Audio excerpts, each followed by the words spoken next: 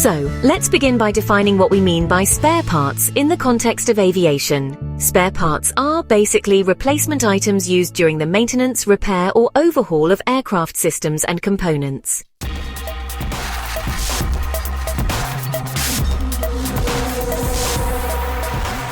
Airlines actually manage tens of thousands of part numbers from tiny screws all the way up to major landing gear assemblies.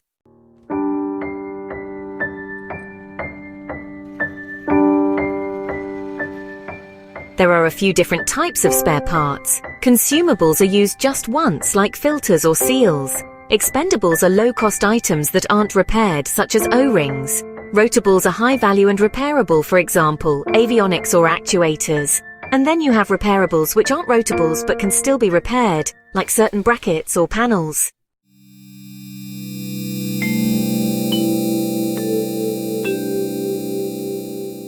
For example, a Q400 aircraft nosewheel tire is classified as a repairable, while the main gear strut is considered a rotable.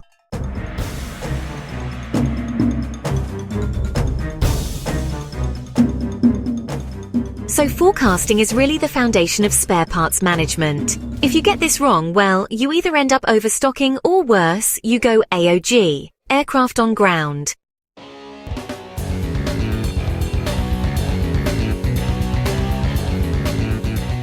Right, let's talk about the types of forecasting. There's historical usage analysis, which looks at how parts have been used in the past. Then, failure rate modeling, often called MTBR, or mean time between unscheduled removals. We also have predictive analytics using AI, which is becoming more common these days. And of course, scheduled maintenance forecasts like, those known C-check requirements.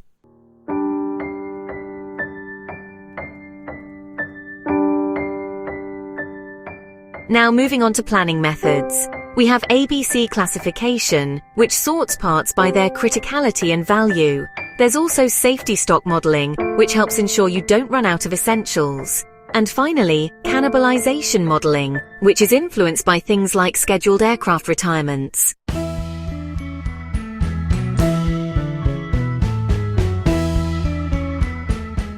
So, let me give you an example. The A330 oxygen masks may have shown low usage historically, but if a new airworthiness directive changes the replacement cycles, then forecasting has to adjust immediately.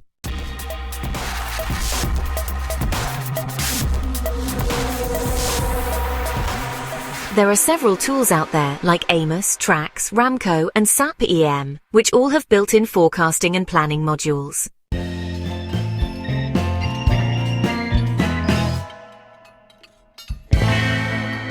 It all comes down to deciding how much to hold, where to hold it, and of course, who actually owns it.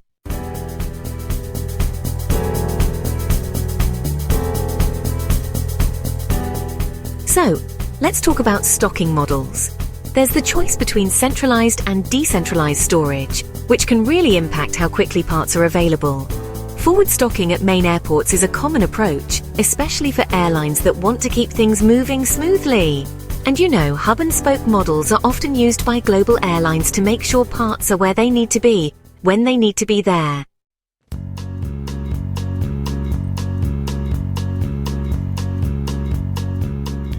Now, moving on to inventory optimization.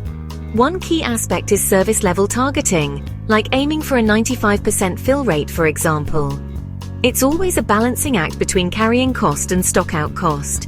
Plus, managing life-limited parts, or LLPs, and dealing with obsolescence is absolutely crucial to keep everything running efficiently.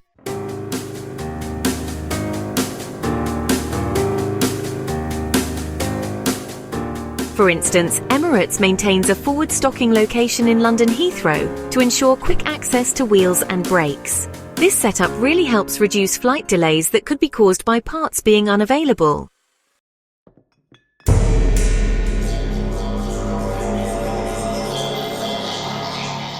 So, let's talk about shelf life management. Many aviation parts actually have specific shelf lives. Think items like life vests, fire extinguishers, or even adhesives. This means, managing these parts really requires a first-in, first-out inventory system and, of course, frequent audits to make sure nothing expires unexpectedly.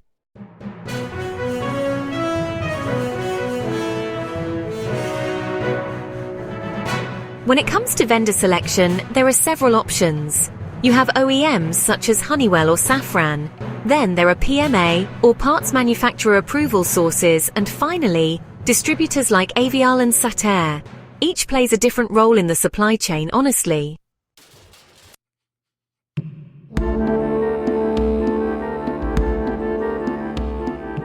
There are a few different contract types used in aviation parts procurement.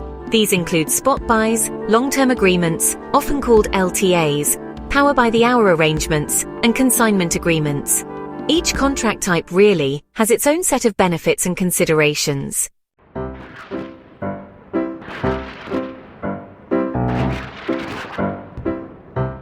So, for example, let's say an airline signs a consignment agreement with Collins Aerospace.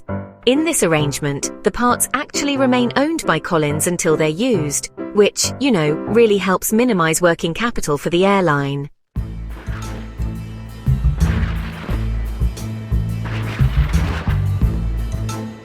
When it comes to negotiation considerations, there are a few key things to keep in mind: lead times, warranty and returns, pricing escalators, and of course compliance with ESA or FAA certifications. All of these can really impact the agreement.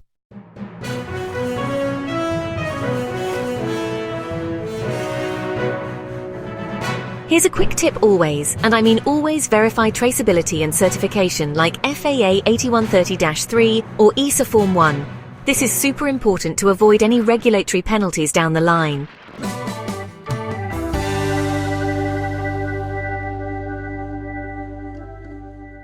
So, in today's global airline industry, collaboration is key.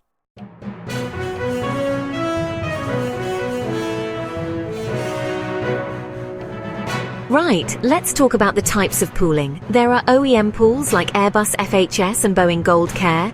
Then you've got independent pools such as Spareliners, AJW and Lufthansa Technik. And finally, there are inter-airline pools, which operate through the International Airlines Technical Pool, or IATP.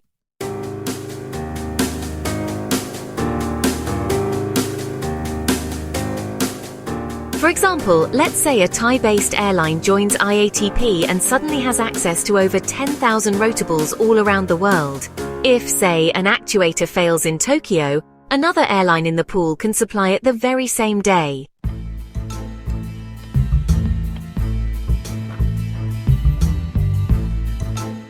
Exchange programs, well, they allow airlines to swap identical rotables and then settle repair costs later. This approach really supports fleet commonality, making operations smoother for everyone involved.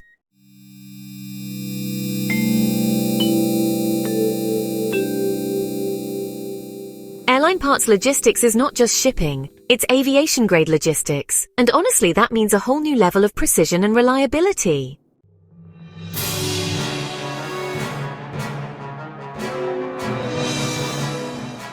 AOG logistics, or aircraft on ground logistics, is all about providing around-the-clock response when an aircraft is grounded. This often involves using couriers, charter flights, and express freight to get planes back in the air as quickly as possible.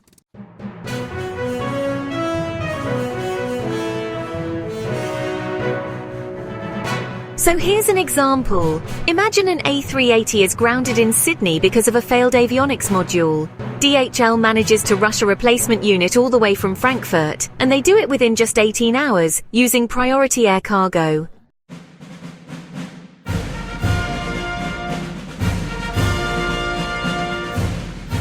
Now, routine logistics are a bit different. These involve scheduled shipments that are based on maintenance planning. Often bonded warehouses are used to defer duties, which is pretty clever. And special packaging and temperature control are needed for sensitive items, like avionics or adhesives.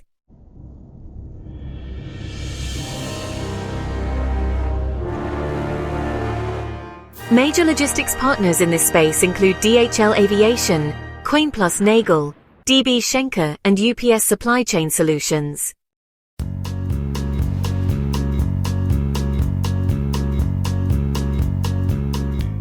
Alright, so let's talk about some key metrics. First up, there's fill rate, which is the percentage of requests that are actually fulfilled. Then we have stock out rate, which tracks how often items are out of stock. Inventory turnover is another important one. It measures how quickly inventory is being used or sold. There's also AOG response time, and finally, repair turnaround time, often called TT. These metrics, really help us understand performance and efficiency in the process.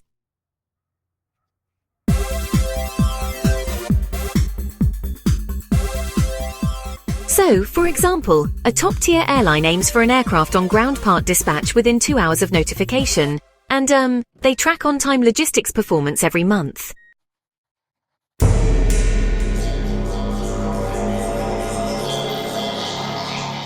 Compliance is absolutely critical. All parts must meet airworthiness and traceability requirements. Regulators like the FAA, EASA, and local civil aviation authorities can, audit stores and documentation at any time.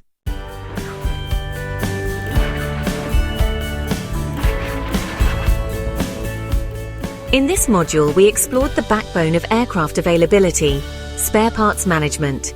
From forecasting and sourcing to pooling and logistics, every single decision impacts aircraft readiness, cost, and compliance.